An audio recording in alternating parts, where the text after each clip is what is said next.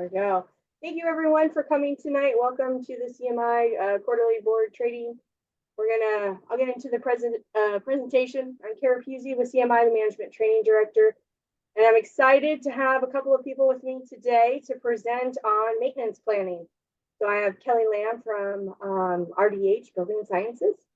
And Scott, I don't know where you went, but then I also have Scott Graves from Charter Construction. So I'm going to turn it over to them. Please feel free to ask questions throughout the presentation. If you have any questions, you want to put them in the chat, I will read those aloud for our two presenters. So thank you all for being here, and I'll turn it over to Kelly. Okay. All right. Let's see. Get through my.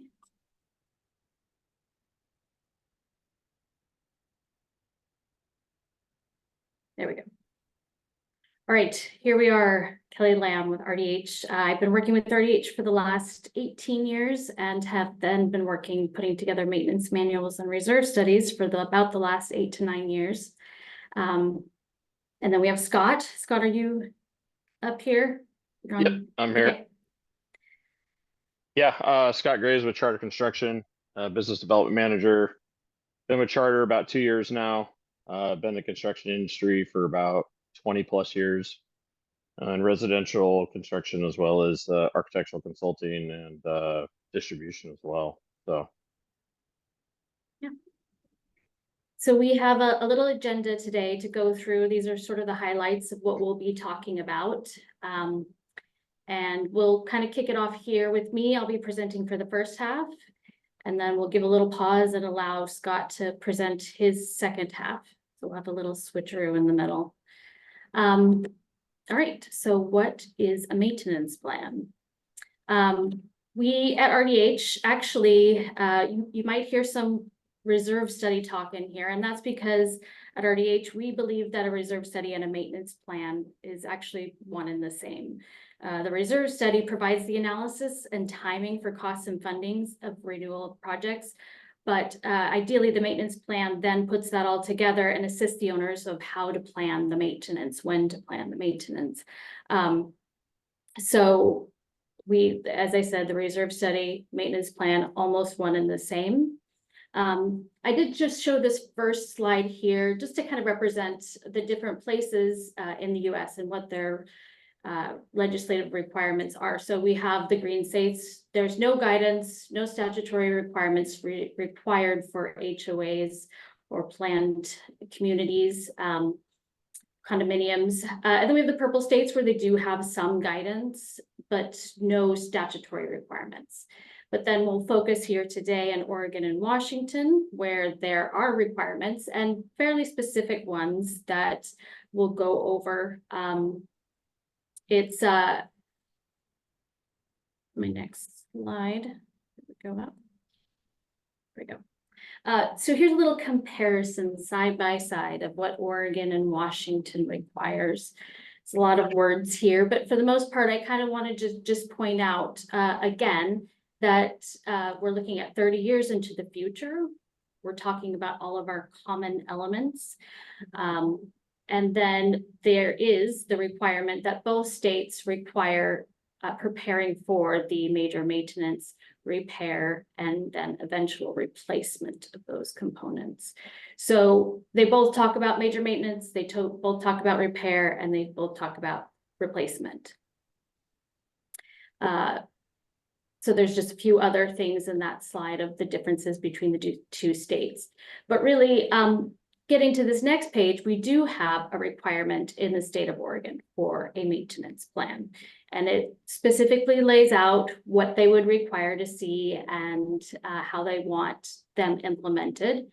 And so again, because we see these one and the same, we do prepare reports for our Oregon and Washington clients that includes a maintenance plan. Carra and I were kind of emailing back and forth about that, and because there is no requirement up there, that might be one thing, but for the most part, they would say it's probably a good idea to have one.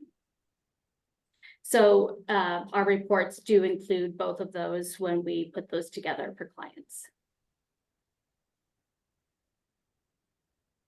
right, who does this apply to? I think for the most part, we all know, but just to kind of go through that, any HOA or planned community that was created after 1999 is required to have a maintenance plan and reserve study. But then there are the older communities that were created prior to that. Some of those boards will still elect to create a maintenance plan or reserve study. They can do that by a resolution or by a majority petition. So that is a possibility that older communities can do that. Sometimes when they're trying to create that late in the game, it can pose a problem. But for the most part, of course, what we would say is better to be prepared, better late than never, because honestly, in the end, these do serve as a way to be planned and stay ahead of the expectations and requirements that are expected of a community such as a HOA or a planned community. Okay, so just a little visual here. We have our building, and then we have all of our different components. So we have curtain wall, windows, siding, all the exterior components that the HOA jointly shares the ownership of together. Cooling towers for maybe common areas, HVAC equipment, lighting, and then we have security cameras, landscaping, anything really that, again, is shared by the HOA. Roofing, also extremely important, covers the entire building or portions of the building, depending on the layout. And then, again, we have things like pools and fitness rooms and things like that. So each of these components have a set of maintenance requirements, and we lay these out in a specific way. We talk about minor maintenance. So minor maintenance are those events that happen on an annual basis. And those are covered out of your operating expense. That's sort of how it's laid out in the statutory requirements, that are all annual events will be covered out of operating. You have your major maintenance events. So again, not to flip, so minor maintenance events would include things like your gutter cleaning, and any of the things that happen on an annual basis that continue to maintain the property and help it looking nice. Lots of landscaping stuff, gutter cleaning, like I said, window washing, carpet cleaning, those types of things. And that's for an annual review. All right, and now we have major maintenance events. These are going to be the events that are required to help extend the life of your asset. That's going to encompass things like painting and sealant. Those are important tasks in order to plan for and get ahead of, so that you can keep your exteriors looking pretty, but also protecting them from moisture intrusion. And so we plan those, and those events will happen on a cyclical cycle. Usually it's 3 years or more when we plan those out of the reserve. So those are your major maintenance events. And then, of course, the full replacement of the asset. So that's when we are eventually, after we've done all we can do to keep this system functioning and performing, eventually it all needs to be replaced or needs a major overhaul. And that's when we plan for that as well out of your reserve.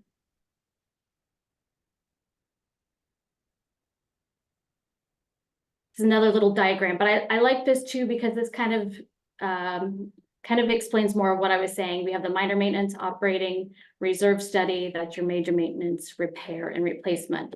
But all of that is your maintenance plan from beginning to end, from all the little things to all the big things. That is your full maintenance plan.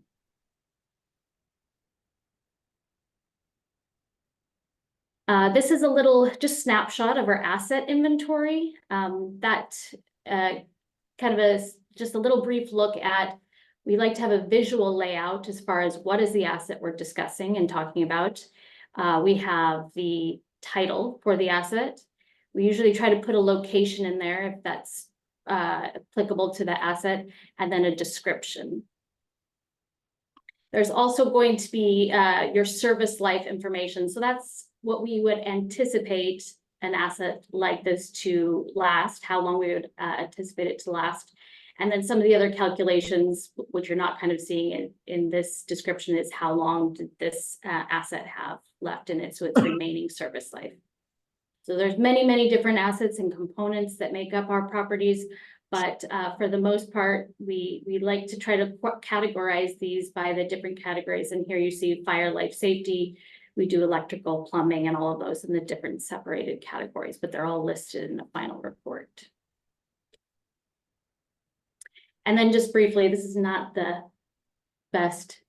This image did not come out the best, but I just mostly wanted to show this in order to kind of also reinforce that thought that here's your full asset. So this transformer here has a lot of different requirements for maintaining and taking care of that piece of equipment. We have here, it's a little hard to see, but all of these tasks are broken down for the maintenance plan as annual events or monthly events, quarterly events, semi-annual.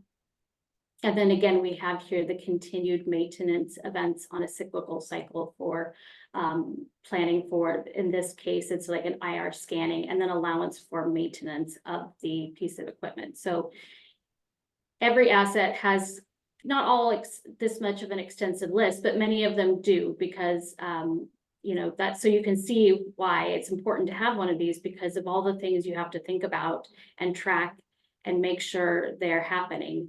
One thing in our reports we do not account for, again, is that operating expense. So if it is an annual event, you'll notice there's a $0 there. But for the most part, any of the events that are occurring on a frequency more than 3 years would be included in your reserve plan.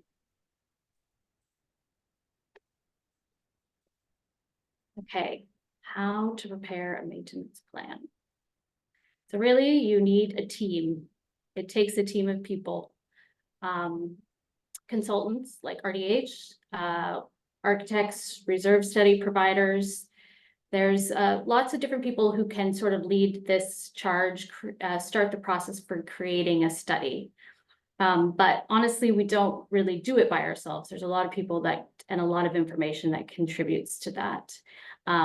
Manufacturers, we do work with a lot of manufacturers' information to gauge requirements for maintenance and repair. And so we usually like to get copies of O&M manuals, because that helps us to sort of narrow down specific to your property and building what the needs are of your equipment and all assets on the building. And then there's consultants, and those are also, again, people like RDH that can come out there and do assessments. You'll have structural engineers. They can also be a part of an event where they're coming out to assess and make sure that everything is functioning and performing. And there's a lot of information that comes from them.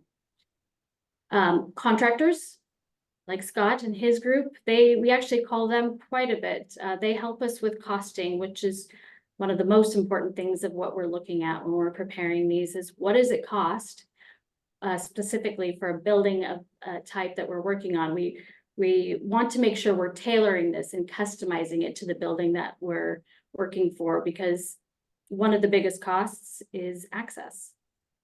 So when you're trying to anticipate the need for painting, sealant repair, one of the biggest costs, and a larger cost sometimes than the painting itself, is the access cost. So if we're talking 2 stories, maybe you're doing a ladder, maybe a lift. But when we're talking 10 stories or more, you're going to have a boom, or you'll have to have people doing sitting in bosun chairs, or there'll have to be scaffolding, and that cost that's a larger cost. So we go to the contractors and we say, this is what we're looking at. This is the type of project we're anticipating. Could you help us with what those costs might be? And Charter is definitely one of our go-to groups that we talk to for that. Specialized trade contractors, that's also like electricians and plumbers. I don't know everything about that equipment, so that's why I kind of reach out to all the different people who know about these things, and then we collect the information to put together a plan. The only other group that I don't have on here really, and is probably also the most important, would be the homeowners, the boards, the people who live there, the day-to-day. We really like to create a open communication and a relationship with these boards when we're putting these together, because we understand that you live there on a day-to-day basis. And even though we have statistical information and we have your drawings, really at the end of the day, it's the people who live there that provide the best information for us as to what we're looking for. So lots of different people involved in that process. And it's not a simple process, but it's a really important process. All right, how to implement the maintenance plan. So I love checklists. I love marking things off. I like seeing that they're done. Checklist is a great place to start. In the beginning of the year, you pull out your maintenance plan. You look at all the events that you have planned for that year, and you sort of sort and categorize those. One of the ways that we do also like to think about this is that if you can sort it by trade or people of skill, you can break these up into smaller pieces and help hand these out to the people who can help you get the job done. And then also similar types of work. Bundling similar types of work is also really helpful. Again, you're talking about sealant and painting. If you can do all of those things at the same time, you also save yourself on that access cost. One of the other things I like to say is interior painting and carpets. There's no sense in putting in new carpets and then a few years later painting that. Usually we would say, do them at the same time. You have a nice fresh new look, plus you will have the effect, you won't have the issues of dripping paint on your new carpet. So those are the types of work you can think about bundling and putting together. And then prioritizing. This is another one that we talk to our clients about quite a bit, because there's some events that take priority over others. Yes, we want to do that lobby refurbishment or get that new fitness equipment, but there are some things that take precedence, and that will be definitely things of urgency or issues with of distress in the building that need to be put in priority. And then mandated requirements. That's going to be things that is going to be like your fire safety testing, battery replacement, things like that that happen and have to be checked off and certified. And so those are the things that you want to think about prioritizing for your year. And then large projects, again, doing that bundling, putting them all at the same time, trying to get all the different trades out there to do a project while you have the access available. And then of course, maintaining your aesthetics. You want the property to look nice. So keeping things clean and getting your landscapers out there, those are the things that also help just to make your property look the way you want it to. All right, so timelines. Again, we're talking about our annual events, all those operational events. So that's going to be your gutter cleaning and window washing. Those are actually sometimes some of the most important things to do. If we're not cleaning out the leaves from the gutters, if we're not making sure that the water has a place to go, that's when things back up. That's when we can see other damage and issues. So those are really, really important things, and things to keep on top of and things to plan for to ensure that they're happening. Again, that's coming out of your operational budget. Starting early. So this is a thing I think we also think about, which is that, you know, after COVID, it's hard to get contractors out there. It's hard to get people available to do the work when you need it. So if you can start early, get on people's schedules earlier, then you have a better chance of being able to complete the work you would like done. Setting up contracts prior to budget finalization. So we're also thinking about, okay, if we have a contract in place, one of the nice things is you kind of can set that price sometimes. You can get that amount of what it's going to cost into the budget and plan for. So setting up those contracts prior to your budget finalization is also a good thing and helpful in order to get the work done. Plan for more detailed maintenance cost tracking in your operating budget. And then also identifying budget goals and limitations. So knowing what we would like to have happen and what we can afford to have happen. That's also a good plan of sitting down and looking at that. 5-year plan. So this is one of our favorite reports to look at. And when we meet with our HOAs on an annual basis, we are looking at the 5-year plan. The reason that's important is because you are able to look at what you've done, what you have planned coming this year, and what you have planned coming up in the next 5 years. And a lot of times we can shift and move things around depending on their necessity, depending on, sometimes we have to bring projects in because we have something that's prematurely failing, and that means we might have to shift some other things out. But when you're seeing the 5-year picture, you're able to prepare yourself, not only financially, but just mentally, for what are the big projects that might be coming up? What do we have to start thinking about? Because putting a project together, implementing a project can take quite a bit of time. And so getting that 5-year look ahead is really important. And also in the updating process, that's one of the things we really, again, like to pay attention to, because you can sort of see how shifting your funds further out or bringing them in and moving them around can sometimes help to save more for projects that are happening in the future. And so that part of reviewing that on an annual basis is quite important.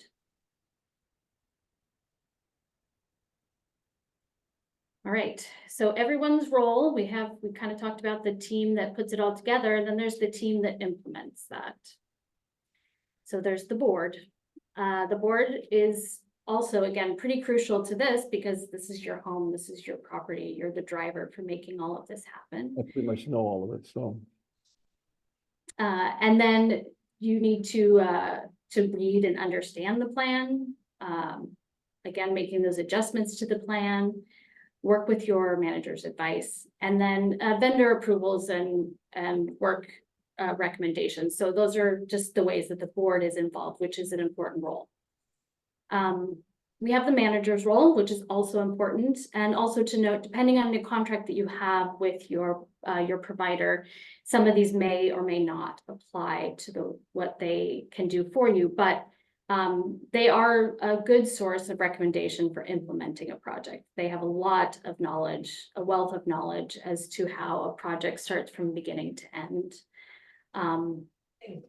Coordinators and consultants, those are the people that can also help to create a project and then get that project to its final ending. RDH does a lot of that as well, managing projects. And then recommendations for choosing vendors. So your manager will have their Rolodex of all the favorite people that they think are good to go with. And I always like to say, go with the people that they would recommend, because they've sort of been vetting them for a while of who's good and who's maybe more difficult to deal with.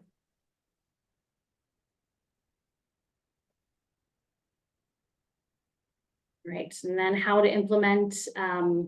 So the people who are responsible for helping to implement this would be maybe an on-site coordinator, again, your manager, on-site maintenance person, people who are there on a day-to-day basis. They can be sort of the ones in charge of ensuring that the work is done, or coordinating to get people out there to get the work done.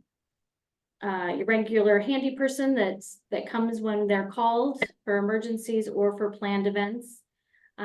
Outside service providers or vendors, and then volunteers. That's also an important thing to think about. That can save the community money in the long run, but it's also a nice way to maybe come together as a community, maybe do a leaf cleanup, things like that. There's obviously things that shouldn't be done by volunteers, but there are some things that a group of homeowners can do together to ease some of the cost, but also to put their blood, sweat, and tears into the property themselves.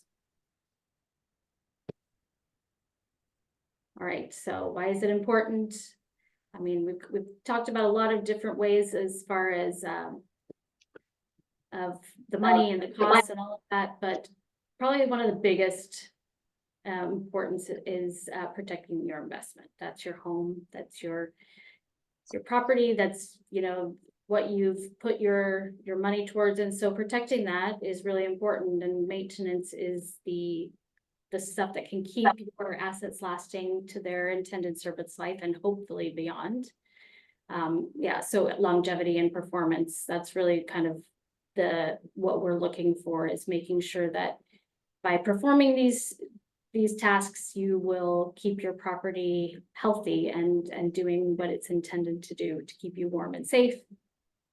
Pride in your ownership, again, it's kind of same as protecting your investment. You want to take pride in what you own, and so making it look nice and pretty is the other thing to think about. Reducing energy costs, that can also be another thing, and one thing I think a lot of people are thinking about right now when they're replacing equipment, and they're doing upgrades or even doing, repainting and sealant. These are the things that will keep your building performing, and then probably eventually saving energy costs as things rise.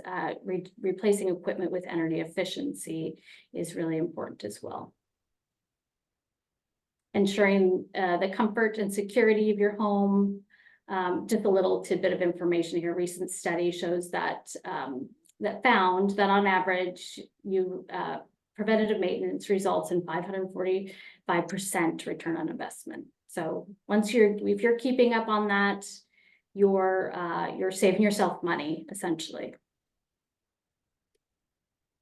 And then this little diagram, this graph here, just kind of shows the service life of the asset. It's going to show, here's the full intended service life with inadequate maintenance.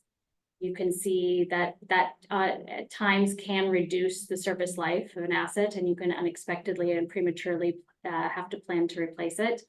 Whereas if you have your proper maintenance, hopefully we can get that asset to last to its final time frame, and then really beyond that, because that's also the intention, is to let's get this to last as long as we possibly can and get the most out of it.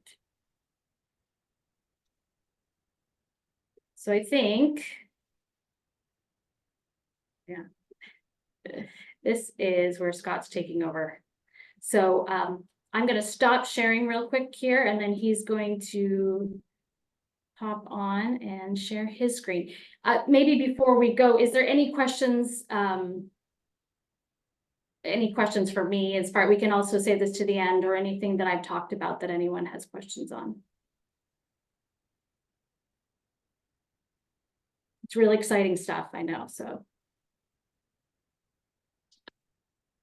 all right. Well, we'll have a chance at the end as well if you think of something, and I will pass this off to Scott.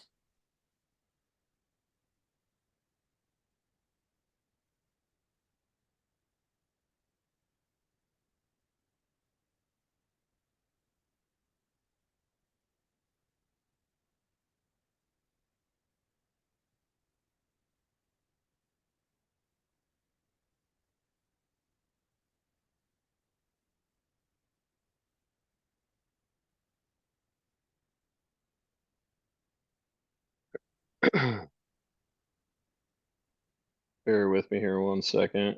I get to the slide.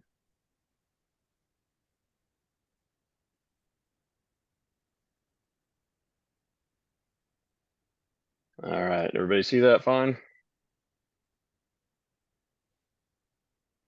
All right, so I'm going to touch on kind of the different types of deferred maintenance and things that we see when we get called out to a property to assist with, and just some of the different things that we run into on a consistent basis. So what is deferred maintenance? Really, honestly, I look at deferred maintenance as really any kind of maintenance. I mean, I'll be honest, who enjoys doing maintenance to their home, to their car, to, whatever it is that we own, we want to keep running. I mean, I'm a homeowner. I hate getting out and cleaning my gutters and painting and cleaning the roof. But that's why I had kids though, too. So I can hopefully get them out there to help me sometimes, You but had kids basically, to clean the roof? it's a low slope roof. It's easy for them to get up there. But yeah, basically the practice is intentionally delaying maintenance to repair activities. And basically, usually the reason people don't do these things is money and the cost. It's either going to put them over their budget, They don't have, any money in the coffers or reserves to, take care of those things. And that's why it's crucially important for these maintenance plans. It's also avoiding, some of these small issues, which can in turn turn into much larger issues. If we can, maintain certain things and keep them preventing much bigger, problems with like a roof leak or, a window leak or plumbing issue, if it's inspected on a regular basis and we notice these things early on, we can catch them before it creates a much bigger problem. And then that helps obviously with the value of the property, and these deferred maintenance things, if they're not taken care of, they can be a silent killer to your cash flow as a community.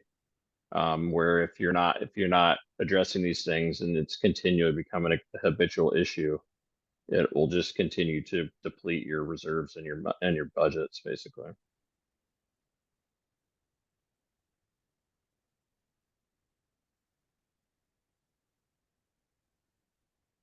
How does deferred maintenance happen? Well, obviously we've already kind of touched on it. Basically having no formal maintenance plan or schedule or not following the plan. I'm sure there's a lot of communities out there that take the budget the maintenance plan, stick it on a shelf and maybe never open it and actually look at, the content in there to see what needs to be taken care of. Postponing these types of things can, costs will continue to go up either on material cost, labor cost, interest rates going up if you're having to get, special assessment, for funds, that kind of thing. So it's a good idea to stay on top of these and, continue to obviously maintain the property.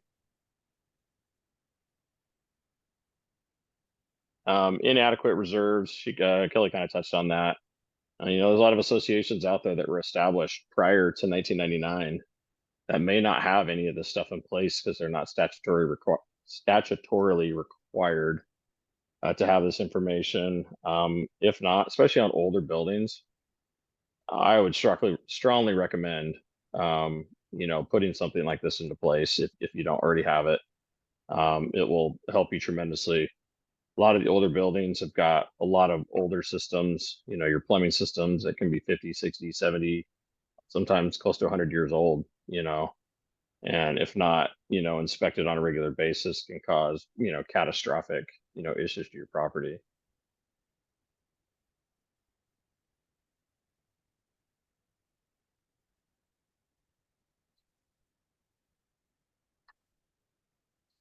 So how do we kind of look out for these building issues? One thing that kind of came up when we were putting this thing together was, I think some of the best people are the people that live at the property. Maybe on an annual basis. I'm sure some of the management companies do this. I'm sure CMI might is sending a survey out, to your community to see, because your neighbor may be having the same issue you are, but maybe hasn't said anything because they're assuming either you or another neighbor may say something and they're just kind of sitting, waiting, but they look at it every day, and they see it and give them opportunity to kind of put that information out there. And that, can help, with getting the right people out there to fix it. Skills required for different ones, obviously tradespeople, janitorial, other types of vendors, plumbers, contractor. And then the next thing would be record keeping. I know a lot of these reserve plans have checklists and you can probably, and keeping a detailed record of the maintenance that's taking place for the different components in the property, keeping a detailed record of that can help tremendously, especially if a service provider is coming back out, or maybe they're sending somebody from their team who's never been to your property and they want a kind of a encyclopedia or whatever you want for seeing what's been done to this component. Maybe it's some type of mechanical where they need a history of maybe what's been done to the component to continue to try to maintain it. And then Kelly kind of touched on this too, how to manage cost, bundling protocols and efficient reviews. When we say bundling protocols, like for instance, I had one of my project managers come to me the other day and he got asked to bid a project to redo the sealant on this property for the windows and siding and so on. And, he asked the manager, well, hey, what about, the painting? And they were like, oh, we're taking care of hiring the painter, and he was like, okay, that's fine. But, realistically, if you're going to do that, like for instance, this particular property was going to have scaffolding set up on it. And so if we just get hired to come in and just do this, the sealant, so we're going to charge to set that scaffolding up and take it down. And then if there's a separate contract with the painter, they're also going to come in and charge you for access either via scaffolding, a boom lift, whatever that may be, a second time when they come in to do their work. And I've seen upwards of sometimes the scaffolding, to be honest, can cost more than the painting part of the project itself. So, I mean, I've seen bids where the scaffolding was $100,000, depending on the access. And if you think about that on a project, say maybe where your painting is only going to cost you, say 50, and you have to pay that scaffolding cost twice, doesn't make very good sense.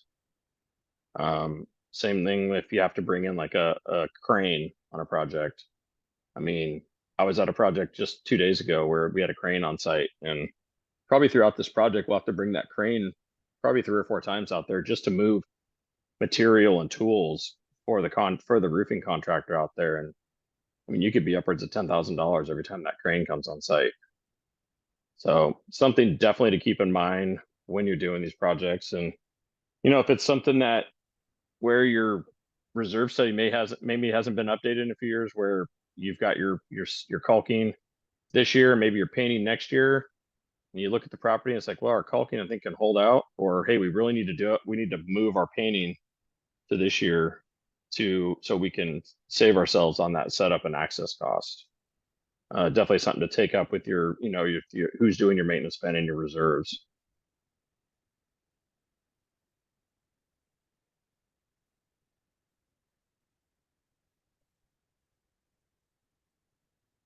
So assessment methods. So these are just a couple of things that we kind of put in there, basically, of ways that you can basically have people look at the property and tell you, where you might have deficiencies or inspections that need to happen. See this first one, pretty sophisticated electrical, mechanical, obviously components here, where you're probably going to have obviously a licensed MEP contractor come in, possibly balance. They may change filters. They're going to check the operation of the equipment. Really need to have somebody that really understands those components. Same with elevators as well. Pretty sophisticated piece of equipment. Definitely recommend obviously having somebody who is certified probably on an annual basis if you have elevators on site to take a look at these. A lot of components in there, and obviously if something like that fails, could be pretty detrimental.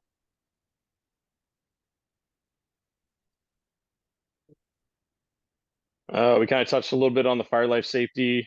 Usually fire systems have to be inspected and certified on an annual basis. Pretty simple to set up with somebody like Western States or somebody like that to just, I mean, I used to be an operations manager for a facility, and I literally had it set up to where they would contact me and say, hey, you're due, and it was simple. And I would just say, sounds great. Come out when you guys are available. And they just had it on their radar. Simple. They came out, did their thing, took them a couple hours to, test the smoke alarms, test the siren, make sure no leaks, check all the heads, and that was pretty simple. Also camera scoping. Obviously something like this, you know, if you've got an older building where you've got some pretty old piping and stuff like that, I'd probably recommend something like this on more of a regular basis. Newer building, you know, something like this, you could probably get away with every few years just to check. But older buildings, when you've got cast iron, galvanized piping that corrodes from the inside of the pipe that you can't see from the exterior of that pipe, I would definitely suggest trying to do this more frequently. Something like when one of those breaks or bursts, you're gonna have a lot of water in a building for sure.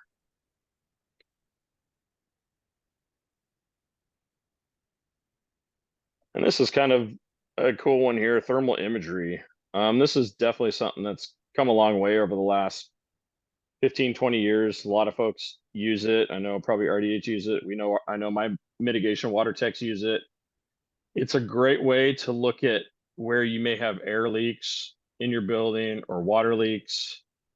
And it's a way also to be able to locate these things without tearing apart the building and doing destructive testing. It's a great tool. It's a simple tool. The guys can come out, bring the camera with them, and then they can locate hot spots either where there's moisture, or you can see where air leaks are around windows, that kind of stuff, and can be a great tool to use.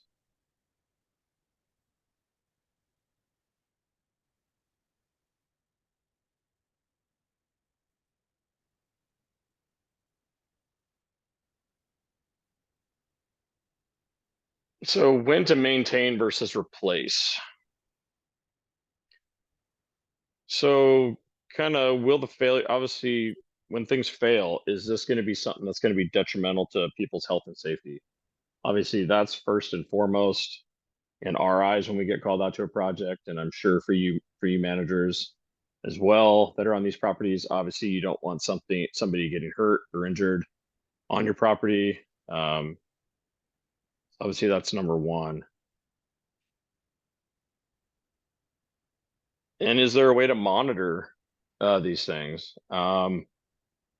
You know, on your bigger, heavier mechanical equipment and that kind of stuff, you can have, you know, plumbing and pipes, you know, pumps, that kind of stuff can be hooked up to variable frequency drives and that kind of stuff that can monitor those things and tell you if there's an issue, you know, with that component. That's a nice way. That's a great tool to have if you've got bigger, especially in much larger buildings where you've got maybe a vertical booster station for boosting water, or some kind of a sump and sewage pump in there for, you know, evacuating water from a basement or something like that if it floods, that kind of stuff. Will the failure have adverse effects on the owner's mission? You know, as obviously as owners, you all have something invested in your property, either be an investment for you or your home. You know, and will that failure result in economic loss, you know, where you're having to put a bunch of money into your place prior to being able to maybe sell it, you know, or you have a tenant in there where you're having a renter in there as well.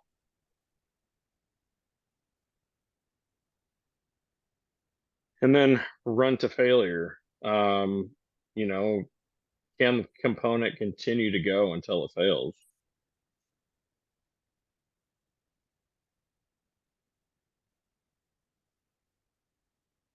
And then is there effective, you know, interval-based tasks that can be done, you know, during the maintenance?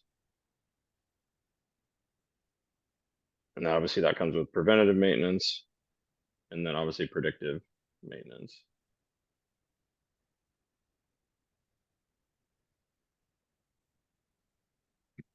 Okay, so here I'm going to get into kind of some cause and effect and some kind of pretty kind of ugly pictures of things that we tend to see on properties. This was a deck project. These are coated decks. Obviously there was an issue. Either the decks weren't put on a consistent, you know, schedule. Either they failed prematurely and were not addressed. So obviously this has done a considerable amount of structural damage. to these, and obviously now versus just being able to go in and recoat these, with a deck coating, now you're looking at obviously having to replace your structural supports and everything that goes along with the deck, and then coming back and recoating. Coatings on these types of decks can, last anywhere from, 5 to 10 years, if they're maintained properly. I know some manufacturers also, if you do a recoat at a certain point, either I think it's 5 years, sometimes they'll extend the warranty on the product as well. And then stuff like this too, for scheduling a contractor, timeline for scheduling. This isn't just a simple, hey, call us and we come out, a week or 2 weeks later. This is something where we'd probably get called by somebody like RDH, and they're going to draw out details, and we're going to spec the right product for this, not just, go pick something off the Home Depot shelf to apply here. You're talking, it could be 6 months of planning before you get to even, tearing anything apart for something like this. So it's definitely something to keep in mind. And also timeline for that too. Obviously here in the Northwest, best time for doing this kind of work is obviously summer. And if you guys think like I do, our summers seem to be getting shorter and shorter every year, it seems like. And so, really crucial on planning these kind of things with your contractor, because we basically get about a 3 to 5 month window of good weather here in the Northwest. And then if we do end up having to do something like this in the winter, well, the cost goes up because you're having to put, maybe protection over the decks, putting a tent up, different type of access, basically maybe it's not safe to put scaffolding up, making it slick and unsafe for the, the workers out there. So definitely things to keep in mind. And then things that you can do, obviously, for these, inspect them on a regular basis. At least on your coated decks, I would recommend at least expecting them at least once, if not twice a year, to make sure people are, cleaning debris off of them and that kind of stuff. And then also you're checking your hand railings, checking for loose connections. Obviously, that's a fire life safety issue. If somebody leans up against a hand railing that's loose and falls, that could be catastrophic. And then obviously checking the structure, checking posts, that may be in close contact with the ground, making sure that water's not seeping up into the post and causing rot and that kind of stuff as well.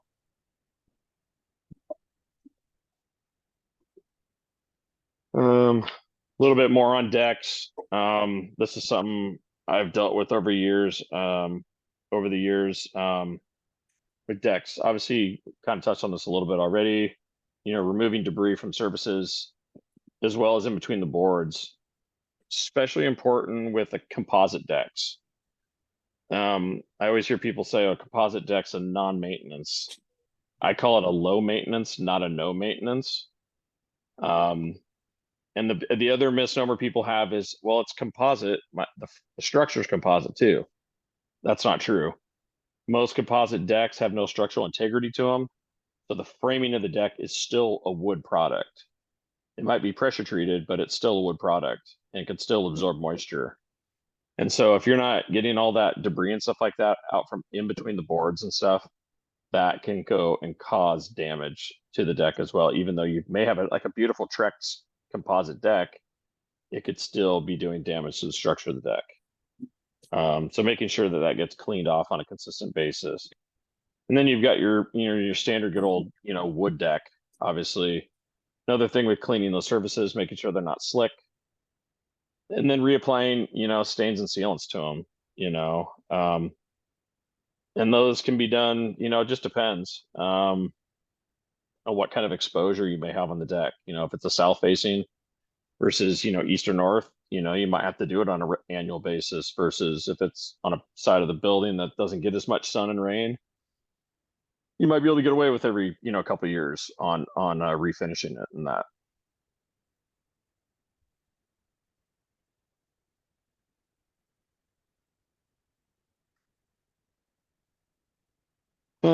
So, roofing. Obviously, yes. Did somebody say something?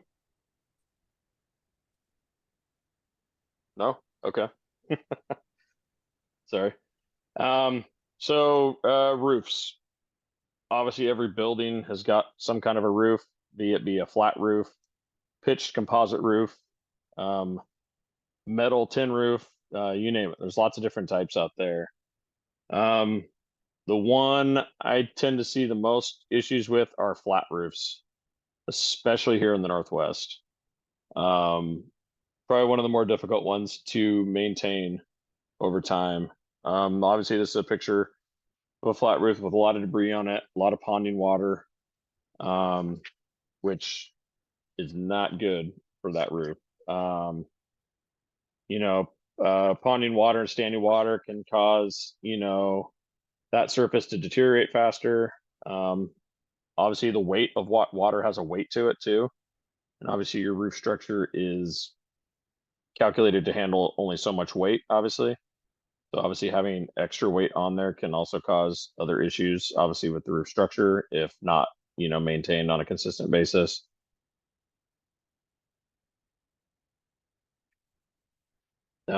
Here's a couple of photos here. The one with the little cone on the left. This is an interior drain that obviously goes into a pipe and drains off the roof. Obviously you can see there's a consistent amount of standing water right here. Obviously that's not making its way to the drain. And that can be, obviously I've seen debris that collects around these. And one of the biggest issues is these roofs can get a reverse slope to them too over time, where that surface is not sloping in the direction to get that water off of the building.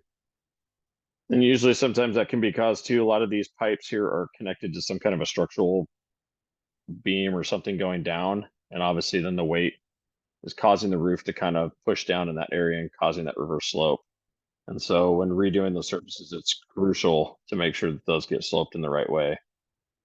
And then here as well with the scupper, keeping those clear, that's another drain that usually will kind of connect to like a pipe that's attached to the outside of the building, like a gutter basically.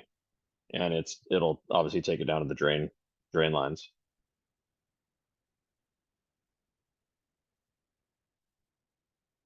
I threw this one in because of our lovely little ice storm we had here about a month ago. Obviously we don't get a ton of that here in the Northwest, but when we do, it can be pretty catastrophic. I mean, I'll be honest, within that week, I think we had about 200 jobs come in the door in that 1 week. From everything from tree strikes to this kind of stuff. The reason I threw this one up here is obviously you're getting a lot of ice and snow in that, which is a significant amount of weight in that gutter that it's not normally meant for. And obviously eventually it's going to melt, but that damage could have been done. And next thing you know, you've got a sagging gutter and its slope also has a slope, obviously, to get to its downspout. So, and or it could be hanging off the building for all you know, if somebody hasn't gone out and inspected them.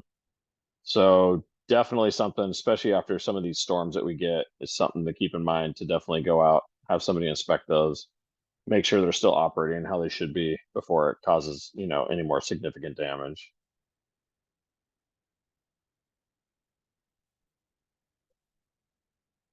And this is one that we see probably more than we should. This is a picture, the one on the left, the pipe is a vent or exhaust for either a bath fan or a dryer. These particular pipes, you see the little square thing up in the hole there, that's a vent, that's a roof vent. If these are running through there, they need to be connected to there, because if not, it's going to cause what's on the right side there. You're going to get significant amount of organic growth in your attic because of the humidity in there. Obviously, attics have a lot higher humidity than the rest of the building do. Obviously, heat rises. And so if you're blowing, that warm air into your attic and it doesn't have a significant place to go, it's going to cause significant damage. And in these cases, sometimes if that organic growth continues down onto the insulation besides the plywood, you're having to remove all of that out and put it back before you can say that it's been taken care of. Something else to keep in mind too is you've also got bird blocks down at the eaves, and they should have what's called a baffle or something in there to keep the insulation away from those areas, because you want circulation coming in from that portion of the roof and then working its way up to these vents, or either ridge vents or standard, roof vents up higher on the eave to allow that humid air to escape.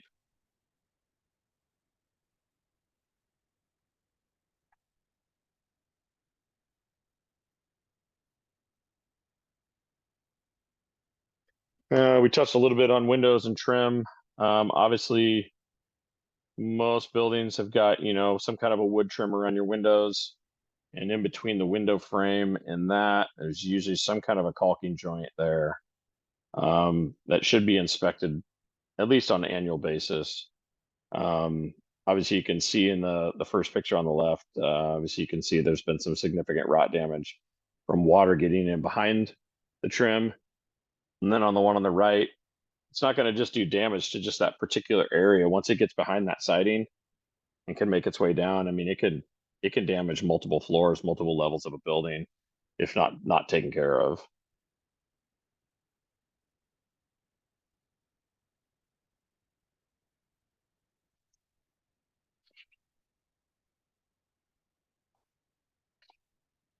So this kind of cause and effect example here, just kind of a scenario of kind of showing the difference. It's obviously between some kind of a component that you're maintaining versus no maintenance. And if you kind of, it'll kind of give you your annual maintenance costs versus no maintenance costs, typical service life of that particular component. Obviously, if it hasn't been maintained, that could be unknown at that point of how much longer you're going to get, from that particular component. And then obviously the cost breakdown as well.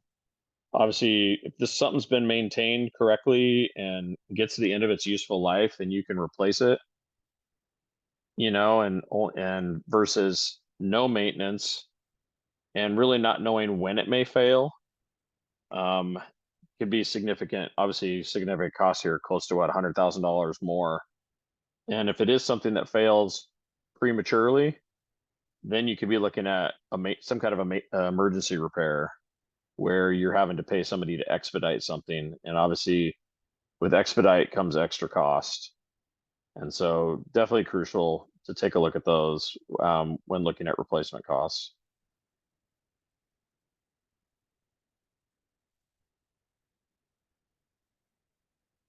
And then this here is just kind of a quick, little synopsis of kind of life cycle and kind of remaining useful life of different components. Obviously, just like the controllable factors, obviously, how often it's being used, and if it is being misused or abused, obviously you can try to fix that. Lack of, periodic maintenance inspections and adjustments. And obviously making sure that your operating budget's got enough in there to adequately, maintain that.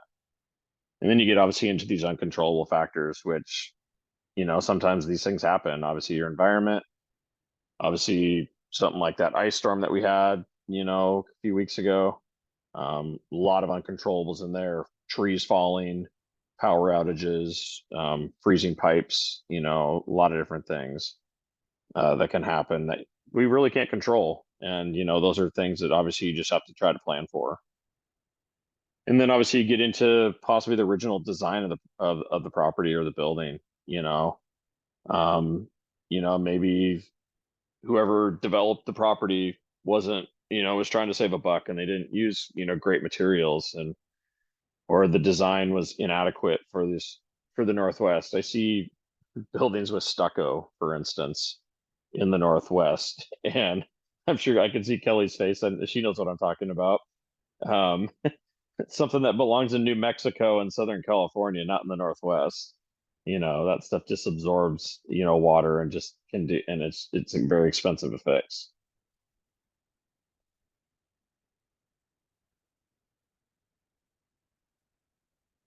And then obviously the different things, obviously ways to avoid, deferred maintenance,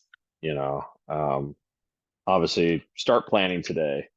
I mean, that's first and foremost. If you can plan for these things, it will help you guys significantly. As a community, communicate obviously with your manager and obviously with anybody that you're working with to help you maintain the property. Um, you know, um, as a company, we like nothing more than helping you guys out, helping these communities out to make sure that their buildings are adequately maintained and look beautiful as well too. I mean, that's important as well.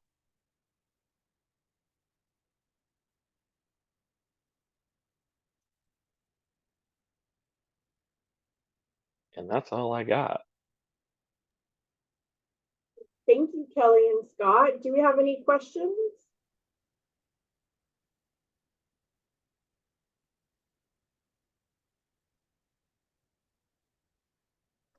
Is there one on the chat? I see two. Oh, no. No, I don't see any on the chat. Okay. If I can just add something, a great example of, life cycles of things such as, your roof. You may hear it's a 20-year roof, that's the life expectancy of the roof shingles, but there are other components that break down much quicker, such as pipe jacks and passive vents, things like that.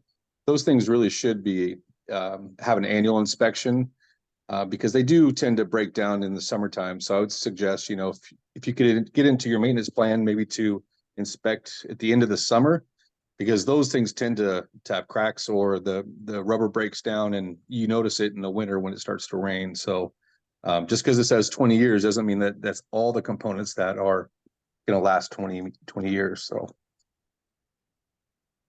No, that's a good point. Thank you, Ray. Ray's our operations manager for our special projects team. So he's seen a lot of this stuff. So yeah, thanks for that info. For sure.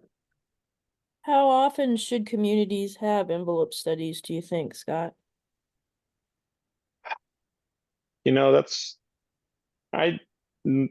Kelly, maybe you've kind of run to this. I would say I wouldn't go any more than 5 years. I think a lot of people recommend every 3. I would just think it really would depend on the age of the building. And if you're having issues where you have concerns, maybe it's more on a more regular basis, maybe the type of envelope as well could play into a factor as well. Yeah, we usually would recommend a 5-year cycle for that in our reserve studies. And it does also, like Scott said, depend on the building, but we can also push some of those things out if you've had a recent, like say, clean and seal project, when you've had a bunch of people out on site, maybe that's happened in like the 3rd or 4th year and you've had a lot of eyes on it, then you could probably skip or move that out a little ways. But for the most Or a part, we brand new say try roof. to do, yeah. Or a brand new roof, hopefully, if everything's performing the way it should. Excuse me, can you guys hear me? Yes. Yes. Okay, I thought we had to do I thought it was state mandated that we had to do envelope studies every year. That's reserve studies, sir.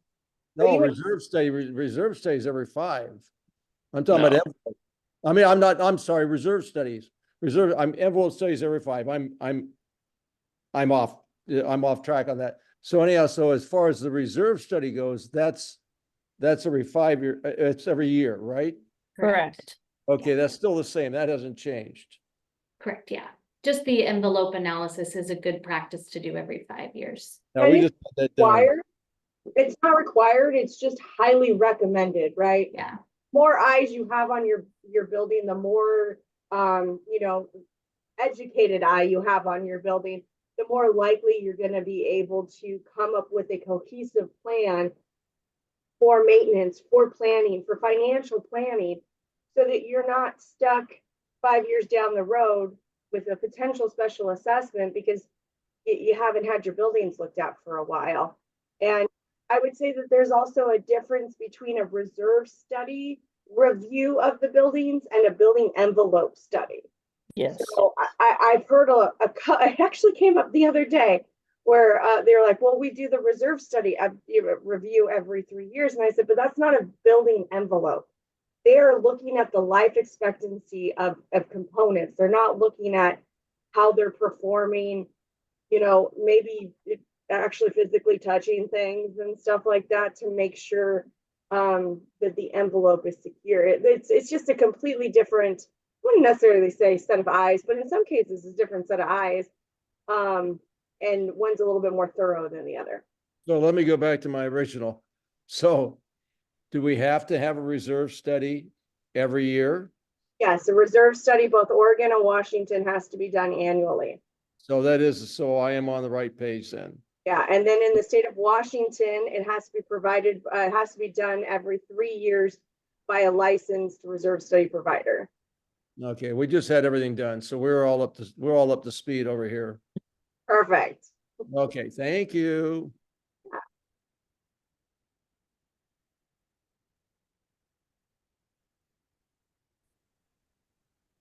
Anything else? They did such a great job. They didn't leave a lot of questions. I know. One thing I will say, we had a planning meeting to kind of discuss the meeting today. And one of the things I think I drove home the most about maintenance is, it's either you pay for it now or you pay more for it later. So 10 times. maintenance and I know there's a cost to it. I get that, but there's a bigger cost if you don't maintain your components. Yeah. I mean, we've done a lot of analysis. I think Kelly has. I know Scott just showed a little bit, and it is worth it in the long run. And one of the other things that building envelope study will do is kind of give you an idea of what maybe you can do to extend the life of certain things too. Exactly. If we did this kind of maintenance right now, we can maybe buy 5 more years on these windows or something. So that's why that's also really important to do. Think of it like a maintenance item as opposed to this big old study.